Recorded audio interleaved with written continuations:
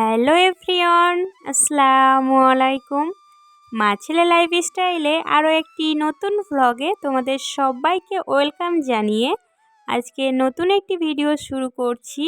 কাছে ও দূরে যে যেখান থেকেই আমার ভিডিওটি দেখছো, আশা করি সবাই ভালো আছো এবং সুস্থ আছো। আর আমরাও আল্লাহর অশেষ রহমতে আলহামদুলিল্লাহ ভালো আছি। আজকের ভ্লগটি শুরু করেছিলাম খুবই সকাল সকাল, একদম 6:30 থেকে শুরু করেছিলাম। তো ঘুম থেকে উঠে চলে এসেছি থালা বাসনগুলো ধোয়ার জন্য। আমরা কিন্তু মাঠের ধারে বসে বসে থালা বাসন ধুই, যেহেতু মাঠের পাশেই আমাদের বাড়ি। আর ওখানে কিন্তু আমাদের থালা বাসন ধোয়ার জন্য একটা জায়গা করা হয়েছে, তাই ওখানে ধোয়া হয়। এদিকে থালা বাসনগুলো ধুয়ে নিয়ে চলে এসেছি আমি। দানিশ কিন্তু এখনও ঘুম থেকে উঠেনি, ও ঘুমোচ্ছে। তো ভাবলাম যে প্রথমে আব্বুর চাটা বানিয়ে দিই, মানে আমার শ্বশুর মশাইয়ের জন্য, তারপরে কিন্তু আমি নিজে ফ্রেশ হয়ে চা বানাবো। আব্বু লাল চা খায়, একদমই দুধ চা খেতে চায় না, তাই আব্বুর জন্য এখানে লাল চা বানানো হচ্ছিল। এখানে চাটা একদম ফুটেও উঠেছে। আব্বুকে চাটা আমি দিয়ে চলে গিয়েছিলাম ব্রাশ করতে। ফ্রেশ হয়ে এসে নিজের চাটা বানিয়ে নিয়ে আমি খাওয়ার পরেই দেখি যে আমার দানিশ পাপা উঠে গিয়েছে। তো তোমাদের মাঝে কয়েকদিন ধরে ভিডিও শেয়ার করতে পারিনি, মানে মনটা ভীষণ খারাপ ছিল। আছে অনেক প্রবলেম, যেগুলো হয়তো তোমাদের সঙ্গে শেয়ার করতে পারি না। তো এখন ভাবছি রেগুলার ভিডিও দেব। তো এই ভিডিওগুলো কিন্তু আমার কয়েকদিন আগের করা, তার জন্য হয়তো ভিডিওগুলো একটু আগে পরে হয়ে যাচ্ছে। মানে বার্থডে ব্লগটা আমার বাবার বাড়ি গিয়ে দিয়েছিলাম। আসলে এটা বার্থডে আগের দিনের ভ্লগ ছিল, যখন আমি আমার শ্বশুর বাড়িতে ছিলাম। তো সেই ব্লগটাই কিন্তু আজকে তোমাদের মাঝে শেয়ার করছি। এখানে দেখো আমার দানিশ পাপা উঠে গিয়েছে। ও কিন্তু ঘুম থেকে উঠে সহজে ব্রাশ করতে চায় না, এদিক ওদিক সেদিক ছোটাছুটি করার পরে, অনেক কষ্ট করার পর কিন্তু ও ব্রাশ করে। সেইটাই তোমাদের মাঝে আজকে তুলে ধরার চেষ্টা করেছি। কোনো রকমে ব্রাশ করিয়ে ফ্রেশ করিয়ে ওকে আমি একটু দুধ বিস্কিট খাইয়ে দিচ্ছিলাম। কোনো দিন দুধ চকোজো খায়, আবার কোনো দিন কর্নফ্লেক্স, কোনো দিন বিস্কিট, যেদিন যেটা ইচ্ছে হয় ওর সেই মতোই ও খায়। আর আমি ওকে কিন্তু ওই মতোই দিই, কারণ বাচ্চাদেরকে বিভিন্ন খাবার আলাদা আলাদা, মানে একই খাবার ঘুরিয়ে ফিরিয়ে খাওয়ালে কিন্তু ওরা খাবে। আর প্রত্যেক দিন একঘেয়েমি খাবার দিলে ওরা কিন্তু একদমই খেতে চাইবে না। তো আমি সেইভাবে দেওয়ার চেষ্টা করি। সবার প্রথমে দানিশের পেটটাকে শান্তি করে নিয়েছি, এরপর আমি ধীরে সুস্থে কাজকর্ম করতে পারবো। এই মোটামুটি 15-20 মিনিটের মধ্যে আমার দেওর উঠে পড়বে। ও আবার খাবার চাইবে। খাবার কি বলো তো, ও মুড়ি খাবে, আর মুড়ির সাথে যে কোনো ধরনের সবজি। আজকে কিন্তু কিছুই রান্না করা ছিল না, তাই ভাবলাম যে ঝটপট করে আলু ভাজাটাই বানিয়ে দিই। তাই যেই ভাবা সেই কাজ, আমি আলুগুলো কাটতে বসে গিয়েছিলাম। খুব সরু সরু করে আলু ভাজা করব। এই আলু ভাজাটা খেতে কিন্তু মুড়ি বা রুটি বা পরোটা সবের সঙ্গে কিন্তু বেশ ভালো লাগে, আবার ভাতের সঙ্গেও খাওয়া যায়। তো এখানে কিছুটা পেঁয়াজ কাঁচা লঙ্কা কেটে নিয়েছি। কড়াইয়ে তেলটা গরম করে আমি এগুলোকে ভেজে তারপরে আলু ভাজাগুলোকে দিয়ে ওপর থেকে লবণ আর হলুদ, ব্যাস এইটুকু দিলেই কিন্তু যথেষ্ট। আর কিছুই লাগবে না, ঢাকা চাপা দিয়ে একদম সহজ সিম্পলভাবে রান্নাটা হয়ে যাবে। এই 9টা মতো বাজছে, এখন কিন্তু সেন্টারে খিচুড়ি দেওয়া হবে। তো খিচুড়িটা নিয়ে আসা হয়ে গিয়েছে। এই খিচুড়ি কিন্তু দানিশ কোনো দিনই খায়নি, মানে ছোটোবেলা থেকে আমি নিজে হাতে ওকে বিভিন্ন ধরনের সবজি দিয়ে খিচুড়ি বানিয়ে খাওয়াই। ডালিয়ার খিচুড়ি বা আরও মুসুর ডাল দিয়েও বানানো হয়, সেগুলোই খায়। এই খিচুড়িগুলো কিন্তু দানিশ কোনো দিনই খায় না। আসলে এগুলো খাওয়ার যোগ্যই না, মানে খুব একটা ভালোভাবে বানায় না। তো এগুলো নষ্ট করব, তাই আমরা আমাদের ছাগলগুলোকে খাইয়ে দিই। ওদেরকে খাওয়া দাওয়া করানোর পরে চলে এসেছি ঝাড় দিতে। আঙিনাটা আজকে বেশ নোংরা হয়েছিল, তাই ভাবলাম যে সকাল সকালেই ঝাড় দিয়ে দিই। আঙিনা কিন্তু একবার ঝাড় দিলে আমাদের যথেষ্ট, মানে বেশি ঝাড় দেওয়ার প্রয়োজন পড়ে না। আর বাড়িতেও তো লোক সংখ্যা খুব বেশি নেই। আর এই যে এদিকে এসে আমরা কিন্তু সব আবর্জনা বাইরে ফেলি। এখানে রান্না বান্না বসাতে হবে, তাই চিকেন নিয়ে আসা হয়েছিল। তো খুব অল্পই ছিল, কারণ আজকে বাড়িতে লোক সংখ্যা অনেক কম, মানে আম্মাও ছিল না। আর দানিশ বাবা তো চিকেন একদমই খায় না, তবে আজকে ভীষণ টেস্টি করে বানাচ্ছি। জানি না ও খাবে কি না। যখনই আমি চিকেন রান্না করি ভাবি যেন খুবই সুন্দর হয় আমার চিকেন রান্নাটার, ও যেন এক পিস খায়, কিন্তু ওর মুখে ভালোই লাগে না। আসলে ঝোল ও একদমই খাবে না, মানে চিকেন তো খেতেই চায় না। তবে যদি ও চিকেন খায় কোনো দিন শুকনো শুকনো হতে হবে, আর ওর নিজের রান্না হতে হবে। তো এরকম চিকেন আমি খাওয়াতে পারছি না, তো ওর যেটা পছন্দ ও সেটাই খাবে। দেখো আমার চিকেনটা কিন্তু অলরেডি রান্না হয়ে গিয়েছে। দেখতে কিন্তু অনেক সুন্দর হয়েছিল, আর খেতেও কিন্তু ভীষণ টেস্টি হয়েছিল। আজকে রান্নাতে বেশি কিছু বানাইনি, ওই আলু সেদ্ধ বানিয়েছিলাম, ডাল আর চিকেন। আর দানিশের পাপাকে একটা ডিমের ঝোল করে দিয়েছি। ব্যাস আজকের এই সিম্পল রান্নাবান্না করে এসেই সব বাসন কুসন মেজে এসে আমি চলে এসেছি ঘরটা ঝাড় মোছা লাগাতে। তো তোমাদেরকে ছোট্ট একটি কথা মনে করিয়ে দিই, এখনও যারা আমার ভিডিওটিতে লাইক করোনি তারা প্লিজ একটি লাইক করো, কারণ তোমাদের একটা লাইকই পারে আমাকে আরও বেশ কিছু সংখ্যক মানুষের কাছে পৌঁছে দিতে। চাইলে তোমরা একটা সুন্দর কমেন্ট করতে পারো, কারণ তোমাদের সুন্দর একটা কমেন্টই আমাকে পরবর্তী ভিডিও বানাতে অনেক বেশি মোটিভেট করে। চাইলে তোমরা আমার চ্যানেলটিকে সাবস্ক্রাইব করে নোটিফিকেশানটি অল করে রাখতে পারো। আর যারা এই কাজটি আগে থেকেই করে রেখেছো তাদেরকে অসংখ্য অসংখ্য ধন্যবাদ। আজকে কিছু সুন্দর সুন্দর দিদি বোনেদের কমেন্ট পড়া যাক।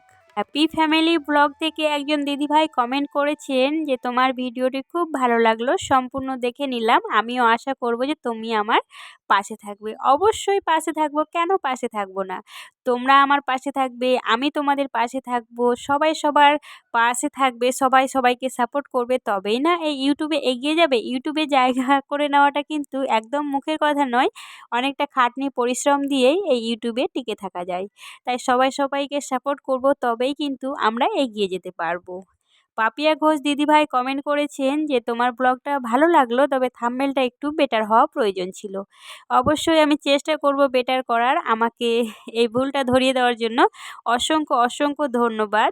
হরেক রকমের ব্লগ থেকে একজন কমেন্ট করেছেন তোমার প্রতি দোয়া রইল, ভিডিওটা বেশ ভালো লাগলো দেখতে, আমারও তোমার প্রতি অনেক অনেক দোয়া থাকলো। সুমি কিচেন থেকে একজন দিদিভাই কমেন্ট করেছেন রেসিপিটা দেখে নিলাম, বন্ধু হয়ে তোমার পাশে থেকে গেলাম। আমিও তোমার পাশে থাকবো অবশ্যই। আইমান ফ্যামিলি লাইফস্টাইল ব্লগ থেকে কমেন্ট করেছেন তোমার প্রতি অনেক ভালোবাসা রইল, আমার তরফ থেকেও তোমার প্রতি অনেক অনেক ভালোবাসা থাকলো। সন্ধেবেলায় নিয়ে এসেছিলো দানিশের আঙ্কেল চিকেন পকোড়া, তো দানিশ চিকেন পকোড়াটাই খাচ্ছিল, আর তার আগে কিন্তু একটা ওকে ডিম সেদ্ধ, লেবু এসব খাওয়ানো হয়েছিল। পরের দিন হঠাৎ করে বাবার বাড়ি যাওয়ার প্ল্যান হলো, তাই তাড়াহুড়ো করে ব্যাগ গোছাতে শুরু করে দিয়েছি। মানে কোনো প্ল্যান ছিল না যাওয়ার, হঠাৎ করে যেতে হচ্ছে। আব্বুর শরীরটা ভীষণ খারাপ, তো আব্বুকে দেখতে যাচ্ছি। এখানে দানিশও রেডি হয়ে গিয়েছে, আমার ব্যাগও কিন্তু রেডি হয়ে গিয়েছে। এটা কিন্তু পরের দিন একদম 2টোর সময় ব্লগটা শ্যুট করছিলাম। আমাদের ট্রেন ছিল কিন্তু ওই 4:45 নাগাদ, আর আমরা বাড়ি থেকে বেরিয়েছিলাম ওই 2:30টার সময়। তো এখানে দানিশের পাপা, আমি, দানিশ সবাই রেডি সেডি হয়ে বেরিয়ে পড়লাম। আর বেশি দিন থাকার ইচ্ছে নেই, জানি না কদিন থাকতে হবে, তাই ছোট্ট মতো একটা ব্যাগ নিয়েছি, খুব একটা জামা কাপড় নিইনি। তো আমাদেরকে যখন তাড়াহুড়ো করে ট্রেন ধরার সময় থাকে, মানে দুবরাজপুরে যদি ট্রেন ধরি তাহলে কিন্তু আমাদেরকে সকালবেলাতেই ট্রেন ধরতে হয়, আর ওখানে চেঞ্জ করে করে যেতে হয়। আর বোলপুরে ট্রেন ধরলে আমরা একটা ট্রেনে, মানে টানা ট্রেনে চলে যেতে পারি একদম আমাদের সেই গন্তব্যস্থলে। তো তার জন্যই চলে এসেছি আমরা বোলপুরে ট্রেন ধরতে। তো বোলপুরের রাস্তাগুলো দেখো কত সুন্দর, আমার তো ভীষণ ভালো লাগে, খুব সুন্দর একটা মনোরম পরিবেশ, আর খুব কিন্তু পরিষ্কার পরিচ্ছন্ন। আর দেখতে দেখতেই কিন্তু আমরা চলে এসেছি স্টেশনে। এখানে দানিশ বসে বসে আঙ্গুর খাচ্ছে, আর ওর পাপা গিয়েছে টিকিট নিতে। টিকিট কাউন্টারে আমরা বসে বসে অপেক্ষা করছি, এদিকে টিকিট নেওয়া কমপ্লিট, চলে এসেছি বাইরে। আর দানিশ ওর পাপার হাত ধরে ধরে যাচ্ছে। আর স্টেশনে কিন্তু একটা দোকান আছে, সেখানে বিভিন্ন ধরনের কাঠের জিনিসপত্র পাওয়া যায়। আর যেহেতু এটা রবীন্দ্রনাথের বাসস্থান, রবীন্দ্রনাথের জন্মভূমি, তাই এখানে প্রত্যেকটা জায়গায় কিন্তু রবীন্দ্রনাথেরই ছবি লাগানো থাকে। এই যে স্টেশনে দেখতে পাচ্ছ কত বড় করে একটা রবীন্দ্রনাথের ছবি লাগানো রয়েছে। আর এখানে একটা ট্রেন যাচ্ছে, তো আমার দানিশ পাপা বলছে, ওই ট্রেন দাঁড়াও দাঁড়াও, আমরা তো দাদু বাড়ি যাবো। ও আসলে বুঝতেই পারছে না যে এটা ট্রেনে আমরা চড়বো না। অনেকক্ষণ দাঁড়িয়েছিলাম, তাই দানিশ ক্লান্ত হয়ে পড়েছিল, তাই ওর পাপা ওকে একটা চিপস এনে দিয়েছে। ছেলে খাচ্ছে চিপস, আমি তো তাতে ভাগ না বসিয়ে ছাড়বো না, তাই আমিও একটা খেয়ে ফেললাম। দানিশ আর আমি আর দানিশের পাপা দাঁড়িয়ে দাঁড়িয়ে ট্রেনের অপেক্ষা করতে করতে একদম ক্লান্ত হয়ে পড়েছি। আর যেই মুহূর্তে ট্রেন এসছে সেই মুহূর্তে দানিশ ট্রেনে উঠে শুয়ে পড়েছে। ট্রেনে উঠেই দানিশ বলবে আমি ঝালমুড়ি খাবো, মানে খেতে পারে বা না পারে ঝালমুড়ির প্যাকেটটা ওর হাতে নিতেই হবে। তো এখানে ওকে ঝালমুড়ি কিনে দেওয়া হলো, ও তৃপ্তি করে বসে বসে খাচ্ছে। ট্রেনের মধ্যে এই ঝালমুড়িটাই কিন্তু ও খায়, অন্য কোনো খাবার খেতে চায় না সেরকম। আর আমি তো ঘুগনি খেতে ভীষণ ভালোবাসি, তাও যদিও হয় আবার গরম গরম। আর এখানে গরম গরম ঘুগনি থাকায় আমি 1 প্লেট নিয়েছি। এদিকে আমি ঘুগনি নিয়েছি, আর দানিশের পাপা একটু ট্রেন থেকে নেমেছিল, আমার জন্য আবার নিয়ে এসছে পেয়ারা মাখা। তো আমি পেয়ারা মাখাটা খাচ্ছিলাম, আর দানিশের পাপাকে আমার ঘুগনিটা দিয়ে দিয়েছিলাম, মানে দুজনেই অল্প অল্প করে ভাগাভাগি করে খেয়েছিলাম। এদিকে দানিশকে একটা সোমপাপড়ি কিনে দেওয়া হয়েছে আর একটা আইহানের জন্য ব্যাগে নিয়ে নিয়েছি। বাড়ি গিয়েই তো আইহানকে দিতে হবে। আর অলরেডি কিন্তু আমরা আমাদের গন্তব্যস্থলে পৌঁছে গিয়েছি। ট্রেন থেমে গিয়েছে, আমরা হাঁটতেও শুরু করে দিয়েছি। আকাশটা দেখছো একদম অন্ধকারে পরিপূর্ণ হয়ে গিয়েছে। তার মানে বুঝতেই পারছো এখন কটা বেজেছে। ওই মোটামুটি 8টা নাগাদ আমরা নেমেছিলাম। এখানে লিফটে উঠে গেলাম। নেমেই কিন্তু আমরা টোটো করে চলে এসেছি আমাদের গন্তব্যস্থলের কাছাকাছি। এখনও আমরা বাড়ি আসিনি। যেহেতু আব্বুর শরীর খারাপ তাই ভাবলাম যে আব্বুর জন্য কিছু ফল নেওয়া যাক। আব্বু তো আবার ফল খেতে ভালোই বাসে না, তবু ওই টুকটাক কিছু কিনলাম। আর দানিশ ওখান থেকে কিন্তু কিন্ডার জয় অনেক কিছু চকলেট কিনেছিল, ওরা দু ভাই খাবে বলে। বাড়ি আসার সঙ্গে সঙ্গে তো বোন আমাদের জন্য প্লেট রেডি করতে শুরু করে দিয়েছে। পেটটা ভরাই ছিল, যেহেতু বাড়ি থেকে ভাত খেয়ে বেরিয়েছিলাম আর ট্রেনে এটা সেটা অনেক কিছুই খাওয়া হয়েছে। একটা সময় ছিল ট্রেনে বসে বসে চলে আসতাম, কিছুই খেতাম না। যতদিন থেকে দানিশ হয়েছে তারপর থেকে কিন্তু অনেক কিছুই খাওয়া হয়। এখানে রাত্রিবেলায় বানানো হয়েছিল আলু ভাজা, আলু করলা ভাজা, ফুলকপি ভাজা, আর ওই যে বড়ি, আর এখানে ছিল খাসির মাংস আর ভাত, সাথে কিন্তু রসগোল্লাও ছিল। আজকের ভিডিওটি এখানেই শেষ করলাম। সবাই ভালো থাকবেন, আল্লাহ হাফেজ।